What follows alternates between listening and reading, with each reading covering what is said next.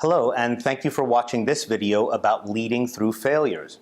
I created this video and have written about this topic because it's inevitable. If you're going to lead, you are going to fail. By its definition, leadership involves a fair bit of risk. So in this video, I'm going to give you some strategies to help you to prepare for those inevitable failures, as well as some strategies to deal with them.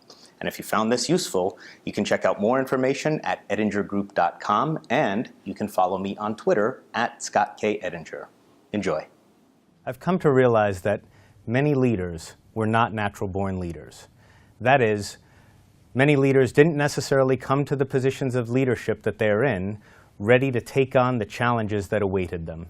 Many of them didn't show up with the skills required to do the job of leading an organization.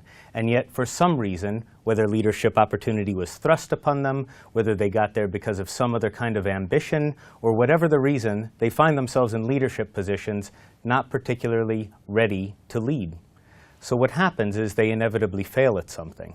One of the articles that I've written for Harvard Business Review is about failure. In fact, it's called Get Ready to Fail, acknowledging the fact that everybody is likely to fail, particularly leaders. Part of that inevitability is because if you're going to be a leader, it involves some level of risk. Leaders aren't going to get any kind of major rewards or any kind of major achievements by not taking risk. And frankly, it doesn't take much leadership to attain the status quo. So you've got to be prepared to fail. And leaders who have not necessarily been groomed for leadership positions have to go about coping with those failures in very specific ways. What I outlined in the article are these strategies. First thing to do is to acknowledge the failure and to put it into some kind of perspective. When leaders inevitably fail, the most important part of this is about the story that you tell yourself. How do you acknowledge this failure, and how do you define it, and what kind of perspective does it fall in? Rarely are failures career limiting, though sometimes they are, and even when they are, that opens the door for new opportunities. So acknowledge the failure and put it into perspective. Second, look for cause, not blame.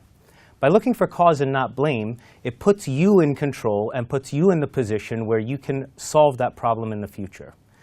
By looking for cause and not blame, you get out of the victim mentality and put yourself in control to make changes that will address the root cause, not just the symptom of the issue.